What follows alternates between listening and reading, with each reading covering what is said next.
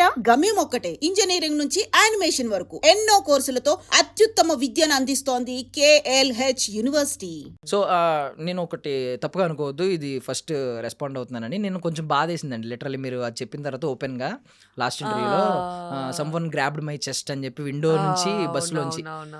నేను అంటే లిటరల్లీ మొన్న ఇన్సిడెంట్ అయింది నిధి అగర్వాల్ గారిది, అప్పుడు అందరూ ఇటువైపు టర్న్ అయింది, ఉమెన్ డ్రెస్సింగ్ గురించి టర్న్ అయింది, కానీ ఎవరెవరు చేతులేసారు ఆ రోజు అనేది వాళ్ళు ఎవరిని మెన్షన్ చేయలేదు. ఎగ్జాక్ట్లీ. సో ఇప్పుడు సేమ్ కైండ్ ఈ పర్సన్ గనక మీరు ఒకవేళ ఐ మీన్ బయటోడికి ఎవరికి తెలియకపోవచ్చు ఎవడో చేసాడు ఆ రోజు అనేది, బట్ వాడికి అంతరాత్మ చెప్తుంది కదా. ఎగ్జాక్ట్లీ. ఏం చెప్పాలనుకుంటున్నారు చెప్పండి. ఇది ఖచ్చితంగా వైరల్ అయ్యి వాడు చూసి వాడు రియలైజ్ అవ్వాలి వాడు ఎంత తప్పు చేశాడు జీవితంలో అనేది వాడు రియలైజ్ అవ్వాలి. నేను పక్కన కో యాక్టర్స్ ఉండే, నేను ఈజీగా చెప్పగలుగుతాను వాళ్ళకి. కానీ ఏమవుతుంది అంటే ఇలాంటి విషయాల్లో లైక్ థింగ్స్ లైక్ దిస్, అమ్మాయి ఎలా రియాక్ట్ అయినా అమ్మాయి తప్పు అంటారు. ఇప్పుడు నేను ఓపెన్గా ఆ రోజు చెప్పలేకపోయాను, ఎందుకంటే నాకు తెలుసు ఏమవుతుందో దాని తర్వాత. అండ్ నేను అతన్ని చూశాను, హీ వాజ్ లాఫింగ్, నవ్వుతూ వెళ్ళిపోతున్నాడు. అంటే ఆయనకు కూడా తెలుసు ఏదో సాధించాలనే ఫీలింగ్ ఏమో మేబీ, కానీ ఆయనకు తెలుసు నేనేం చేయలేను ఆ సిచ్యువేషన్లో అని. అన్ని మంది జనాలు ఉన్నప్పుడు నేను ఇప్పుడు ఎవరికో చెప్పి కిందికి వెళ్ళి గొడవ పెట్టడం కన్నా వదిలేయడం బెటర్ అనిపించింది. అంటే పాపం అనిపించింది, అరే ఏంటి నువ్వు దీంతో నువ్వు ఏం హ్యాపీనెస్ ఏం సాధిస్తావు ఇది చేసి అని.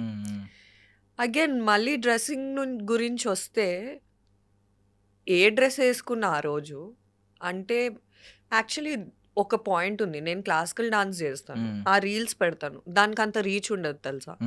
మళ్ళీ నేను వేరే ఏదైతే ఎక్స్పోజ్ చేసి వాట్ ఎవర్ ఇలా బోల్డ్ షూ, దానికి చాలా రీచ్ ఉంటుంది, నాకే బాధేస్తుంది. మళ్ళీ మీరే అంటారు ఎందుకు అలా చేస్తున్నారు. మీరు చూడండి అయితే, ఇప్పుడు నేను క్లాసికల్ డాన్స్ వీడియోస్ పెడుతున్నానంటే చూడండి, అప్పుడు మాకు మోటివేషన్ వస్తుంది. సో అదే బట్టల గురించి అసలు కానే కాదు, అది మైండ్ సెట్ అంతే. లిటరల్లీ అంటే ఇప్పుడు చూసే వాళ్ళందరూ ఇది చెప్పే నీతులు వేరే ఉంటాయి కమెంట్స్ లో, బట్ ఆ షేర్లు చూసినా మీకు తెలుస్తుంది కింద బోల్డ్ షూట్ చేసినప్పుడు ఆ షేర్లు ఎన్ని ఉంటాయి, ఎంతమంది పంపించుకుంటున్నారు. అండ్ ఐ డోంట్ ఏమంటారు, I never paid for followers.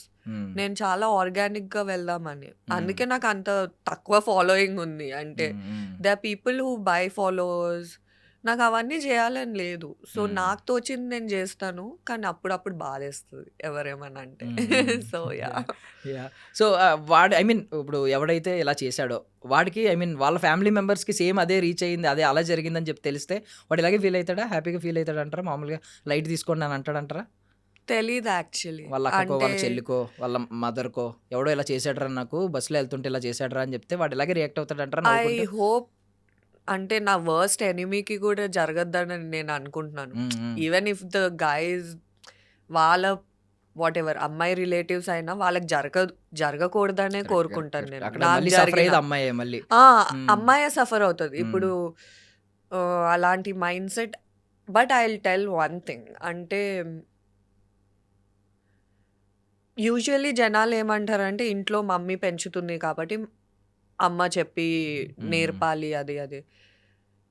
Actually నేర్పుతారు, నేర్చుకోకపోతే ఇంకేం చేస్తాం. ఇప్పుడు నేను కూడా విక్టిమ్ కార్డ్ ప్లే చేయాలని కాదు. ఇంకోటి నేను ఇప్పుడు ఎందుకు మాట్లాడుతున్నానంటే టైమ్స్ హ్యావ్ చేంజ్డ్. అప్పుడు నేను ఒకవేళ చెప్పుంటే కదా, అప్పుడే రిలీజ్ అయింది నా ఫిలిం, ఒకవేళ అప్పుడు చెప్పుంటే వచ్చిందిలే విక్టిమ్ కార్డ్ ప్లే చేస్తుంది, వచ్చింది ఇంకో ఫెమినిస్ట్, ఇలా మాట్లాడతారు. సో అందుకే మాట్లాడలేదు అప్పుడు నేను, అంతే.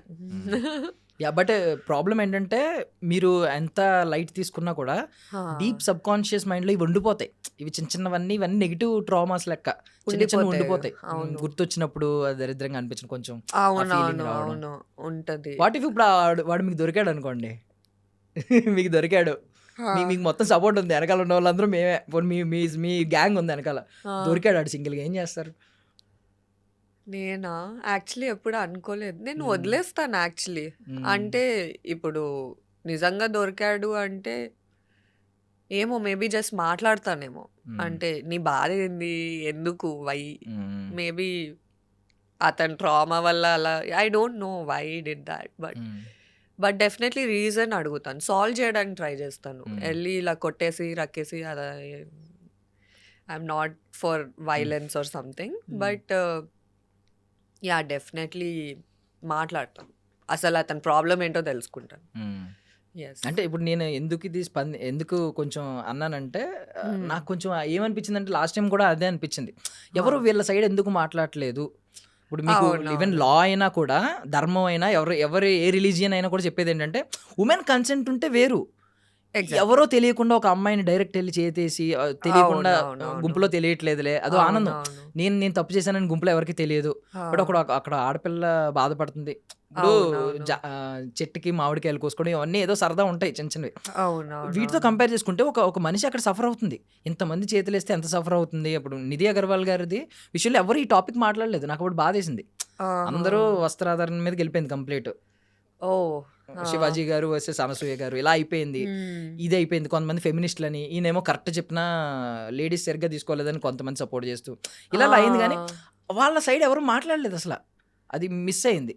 యాక్చువల్లీ ఆ రోజు నేను మొత్తం కవర్డ్ ఉండే, అయినా అయింది. సో అప్పుడు ఇంకా కోపం వేస్తుంది తెలుసా. నేను అన్నీ కరెక్ట్గా చేస్తున్నప్పుడు నాకు ఆపర్చునిటీస్ రావట్లేదు.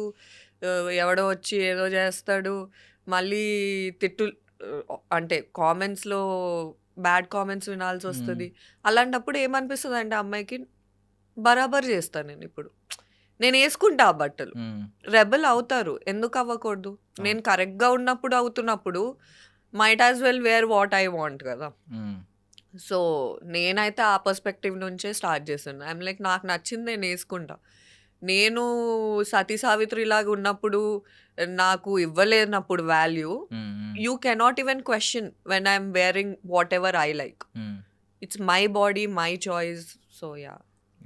సో మీకు ఐ మీన్ ఈ బోల్డ్ అనే డెఫినేషన్ రకరకాలుగా మారుతూ ఉంటుంది. అవును, కొంతమంది బోల్డ్ అని వేరేదాన్ని అనుకుంటారు, కొంతమంది బోల్డ్ అనే కరెక్ట్ మీనింగ్ తెలియదు చాలా మంది. అవును. మీ డెఫినేషన్ ఏంటి బోల్డ్ అనే దానికి? సో బేసికలీ దేవుడు అమ్మాయిల్ని ఒక రకంగా క్రియేట్ చేశారు. అది ఎందుకు క్రియేట్ చేశారు నా పర్స్పెక్టివ్ అంటే, అంటే నాకు ఇష్టం అలాంటి బట్టలు వేసుకోవడం. నేను రోడ్డు మీద బికినీ వేసుకొని నడుస్తా అని నేను అనట్లేదు. సందర్భం ఉంటుంది, ఐ గెట్ ఇట్. ఇప్పుడు ఇన్స్టాగ్రామ్లో ఏం సందర్భం సిచ్యువేషన్ ఉండదు. You can be whatever you want. ఏదైనా ఫోటోషూట్ చేయొచ్చు and all that. And another thing is usually maybe feminist item సాంగ్స్కి దీనికి దానికి అగేన్స్ట్ ఉండొచ్చు. I'm not against item songs. It's like celebrating your body, celebrating your sexuality.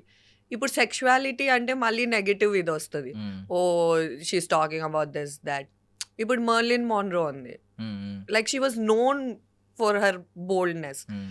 So నాకు అలా అవ్వాలని ఉంది, బట్ విత్ రెస్పెక్ట్. అలా అని నేను ఏది పడితే అది చేసేస్తాను, ఏ సీన్ వస్తే అది చేసేస్తాను అని అనట్లేదు. If it makes sense to me నేను చేస్తాను.